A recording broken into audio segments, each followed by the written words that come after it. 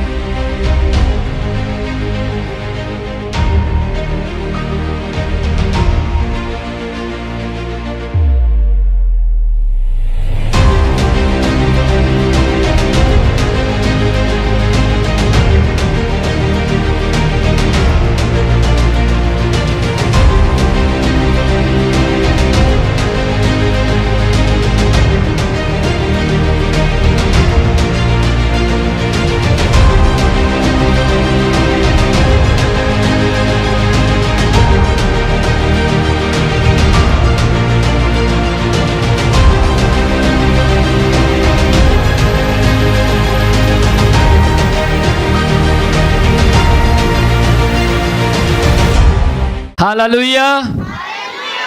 आज का मेरा सब्जेक्ट है यीशु मसीह ने सेना को भगाया। आमीन। बाइबल परमेश्वर का वचन जब आप 8वां अध्याय लूका 8वां अध्याय उसकी 26 आयत को पढ़ते हैं तो वहाँ लिखा है, फिर वे गेरसोनियों के देश में पहुँचे जो उस पार गलील के सामने। जब वह किनारे पर उतरा तो उस नगर का एक मनुष्य उसे मिला जिसमें दुष्ट आत्माएं थी। दुष्ट आत्मा थी नहीं, दुष्ट आत्माएं थी। उसको मिला और बाइबल कहती है वो व्यक्ति जंगलों में घूमता फिरता था, कब्र में घूमता फिरता था, उसको जंजीरों से बांध दिया जाता था और बाइबल कहती है वो अपनी जंजीरें तोड़ देता था। समझ पा रहे हैं? वो अपनी जंजीरें तोड़ देता था, अपने कपड़े फाड़ देता था, उसको नंगेपन की कोई परवाह नहीं थी, उसको अपनी शर्म की कोई परवाह नहीं थी। क्यों? क्योंकि उसका ब्रेन दुष्ट आत्माओं के वश में था।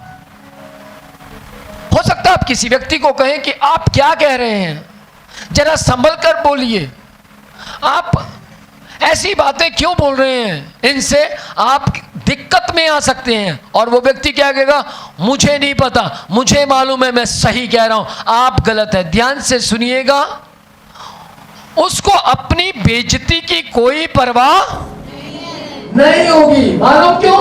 वो वश में है, वो किसी के कंट्रोल में है। लेकिन जब बाइबल परमेश्वर का वचन कहता है जब यीशु मसीह सामर्थ से भरा हुआ, अभिषेक से भरा हुआ, छुटकारा देने वाली सामर्थ से भरा हुआ, जब वो नाव में से उस व्यक्ति के सामने आकर खड़ा हुआ, वो कांपने लगा। ध्यान से सुनिएगा, इस व्यक्ति को देखकर बड़े बड़े लोग कांपते थे। क्यों? क्योंकि वो लोगों को घात कर देता था, अपनी बड़ी बड़ी जंजीरें तोड़ दिया करता था, अपने कपड़े फाड़ लिया करता था, और जो कोई वहां से निकलता था उनको मारा करता था। उसको परवाह नहीं थी कि कोई मुझे पागल कहेगा, बेवकूफ कहेगा, उसको परवाह नहीं थी। लेकिन यीशु मसीह उसके जीवन में एक एंट्री लेकर आए। यीशु मसीह ने उसके जीवन में एक बड़ा ही नया मोड़ ले आए, और प्रभु यीशु मसीह जैसे उसके सामने आए वो व्यक्ति कांपने लगा, डरने लगा। लोगों को लगा कि ये डर रहा है, चेलों को लगा ये डर रहा है, लेकिन सही मायने में उसके अंदर की आत्माएं जिसके वो कंट्रोल में था वो डर रही थी। समझ पा रहे हैं?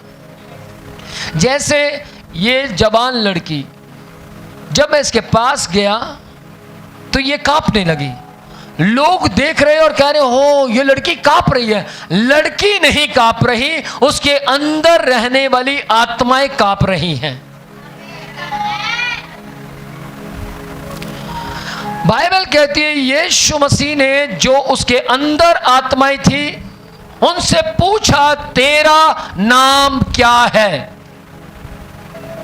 और उसने बोला सेना। आपके सामने मैंने इस लड़की को पूछा, जो इसके अंदर स्पिरिट थी, उसको पूछा तेरा नाम क्या है। क्या लड़की ने अपना नाम बताया? नहीं, इसके अंदर रहने वाली बुरी आत्माओं ने अपना नाम बताया। और उन्होंने क्या पूछा? तो कितने साल से इसके अंदर है? 75 साल। मतलब ध्यान से सुनना, बड़ी ही सरलता के साथ उसने क्लियर जवाब दिया कि मैं 75 साल से पहाड़ों में राज करता हूं। समझ पा रहे?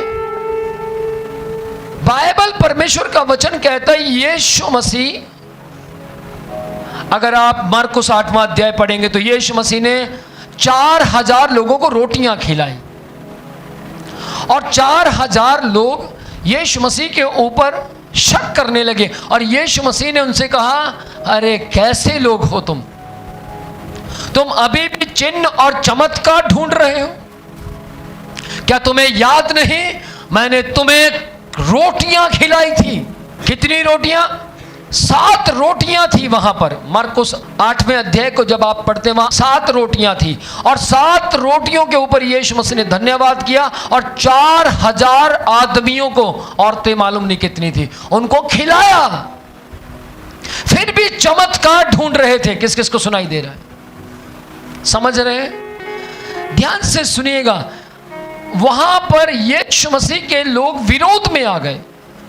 लोगों ने यीशु मसीह का विरोध करना शुरू कर दिया। यीशु मसीह चुप हो गए, चुप होकर वहां से चले गए। आप यहां पढ़ेंगे तो यहां पर भी इस आदमी ने सेना से आजादी पाई। अगर आप 30वीं आयत इसकी पढ़ेंगे, 30 आयत में लिखा है, दुष्ट आत्माएं उस व्यक्ति में चिल्ला रही थी, और चिल्लाते हुए क्या कहती हैं? हमें अधोलोक में मत भेजना। किस किस को सुनाई दे रहा है? किस में मत भेजना? अधोलोक में। अधोलोक मतलब नरक में मत भेजना। इसका मतलब दुष्ट आत्माएं भी नरक में जाना नहीं चाहती। किस किस को समझ आया? जब दुष्ट आत्माएं खुद नरक में जाना नहीं चाहती, तो हम नरक में जाने वाले काम क्यों करें? आओ हम मिलकर, आप सबको मिलकर स्वर्ग में जाने वाला काम करना है। मैं रिपीट कर रहा हूं, दुष्ट आत्माएं यीशु मसीह को कहती हैं हमें नरक में मत भेजना। नरक किसका घर है? शैतान का और उसकी आत्माओं का। फिर भी उसकी आत्माएं नरक में जाना क्यों नहीं चाहती? फिर भी लूसीफर नरक में जाना क्यों नहीं चाहता, जबकि उसका घर है? लेकिन सब स्वर्ग जाना चाहते हैं। इसका मतलब यह है स्वर्ग में शांति है, आराम है, जय है, छुटकारा है। आमेन। ध्यान से सुनिएगा, इस बेटी के अंदर दुष्ट आत्माएं थी। वो दुष्ट आत्माएं नाम बता रही हैं, और वो दुष्ट आत्माएं कहती है नहीं जाऊंगी। क्या कह रही है वो? नहीं जाऊंगी मतलब इस बॉडी के अंदर से उसको मालूम है निकलने के बाद मुझे अधोलोक में जाना होगा। किस किस को सुनाई दे रहा है? चाहे मैं भेजूं या ना भेजूं, उसका स्थान अधोलोक है। आप जब थक जाते हैं, आप जब कहीं से निकल जाते हैं, आप जब ऑफिस से निकलते हैं, कहां जाते हैं? घर जाते हैं। दुष्ट आत्माओं का जो निवास स्थान है, घर जो है, वो नरक है। और जब ये कहती नहीं जाऊंगी, तो वो क्यों मना करती हैं? उनको अच्छी तरह मालूम है कि हमें इसको छोड़ने के बाद अधोलोक ही मिलेगी। और वो जो मना करती है जाने से, वो शरीर के अंदर से जाने से मना नहीं करती, वो नरक में जाने से मना करती है। समझ पा रहे हैं? बाइबल कहती है दुष्ट आत्माओं में नरक में जाने से यीशु मसीह को जवाब दिया, मना किया, और यीशु मसीह को बताया कि हमें कहां भेज दे। उसने बोला ठीक है, जाओ वहां चली जाओ। वो सूअरों में चली गई। अच्छा, मैं आपसे सवाल पूछता हूं, आप लोगों ने बाइबल पढ़ी है, क्या वो सूअर उसके बाद जिंदा रहे? नहीं। क्या वो जीवित रहे? नहीं, वो जीवित नहीं रहे। क्यों नहीं जीवित रहे? क्योंकि जानवरों में आत्माएं नहीं होती। सुनाई दे रहे? और जिसमें जो चीज नहीं होती, अब आप पतीला ले लें और पतीले में पानी डालकर आप आने जाने वाले लोगों के लिए लिख दें, आकर पानी यहां से पिए, तो क्या पानी ठंडा रहेगा? हाँ? नहीं रहेगा। या फिर आप एक बड़ा ड्राम ले लें और कहें ठंडा पानी इसमें रखा है, रहेगा ठंडा? लेकिन मटके में पानी ठंडा रहता है और रोड पर मटका रखा होता है, या फिर आजकल इलेक्ट्रॉनिक पानी और कूलर के साथ ठंडा कर दिया जाता। मैं उसकी बात नहीं कर रहा, मैं मटके की बात कर रहा हूं। समझ पा रहे हैं? ध्यान से सुनिएगा। वो जवाब देती हैं, तो वो मना करती हैं कि मुझे वहां मत भेजिए, सूअरों में भेज दीजिए। और सूअरों में जब वो गई, जिसकी जो जगह है, दूध का बर्तन दूध के लिए इस्तेमाल होगा, पानी का बर्तन ज्यादा पानी के लिए इस्तेमाल होगा। समझ पा रहे? समझ पा रहे? कढ़ाई में आप तड़का लगाते हैं, सब्जी बनाते हैं, हलवा भी बना सकते हैं, यानी कि गर्म चीजें उसमें, क्या मटके में बना सकते हैं? क्योंकि वो उसका काम दूसरा है। सेम ऐसे ही सूअरों में वो आत्माएं जब गई तो वो तड़प गए। क्यों उन्होंने सूअर में जाने के लिए कहा? किस किस को सुनाई दे रहा है? क्यों कहा? वाय हड़बड़ाहट में आदमी कुछ भी कह देता है। यीशु मसीह के नाम में, यीशु मसीह में इतनी सामर्थ है कि उसको देखकर बड़े बड़े हड़बड़ा जाते हैं। आमीन। लूसीफर की आत्माएं, जिसका नाम सेना थी, सेना, एक सेना जब राजा के पास होती थी, एक सेना में 6000 लोग पाए जाते थे। किस किस को सुनाई दे रहा है? 6000 लोग पाए जाते हैं एक सेना में। जैसे उसने बोला हम सेना हैं, यीशु मसीह समझ गए कि इसके अंदर 6000 आत्माएं हैं। और 6000 आत्माएं यीशु मसीह को देखकर हड़बड़ा गई, कांप गई, थर-थर कांपने लगी। और यीशु मसीह ने बड़े सुंदर शब्दों में कहा, जो मैं करता हूं वो तुम भी करोगे, क्योंकि तुम मुझ पर विश्वास करते हो। वर्ण वर्ण वर्ण, सुनिए, वर्ण वर्ण, इससे बड़े बड़े करोगे। बाइबल परमेश्वर का वचन स्पष्ट तरीके से कहता है कि दुष्ट आत्माएं यीशु मसीह को देखकर अक्सर कांपती रही, थरथराती रही, उनके अंदर कपकपी होती रही।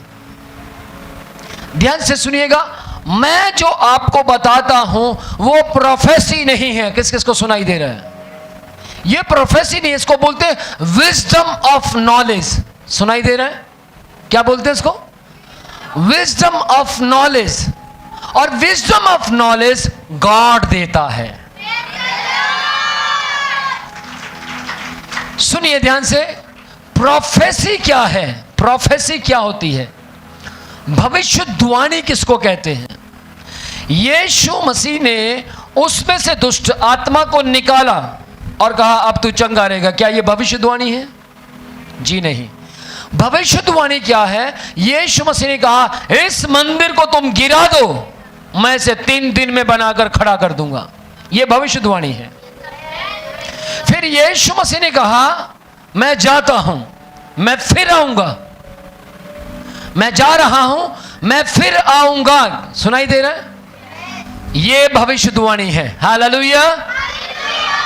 अभी मैंने इनके बारे में जो बताया वो भविष्यवाणी नहीं था, लेकिन मैंने इनको यह बताया आज से तुम्हारी आत्मिक उन्नति होगी। ये भविष्यवाणी है।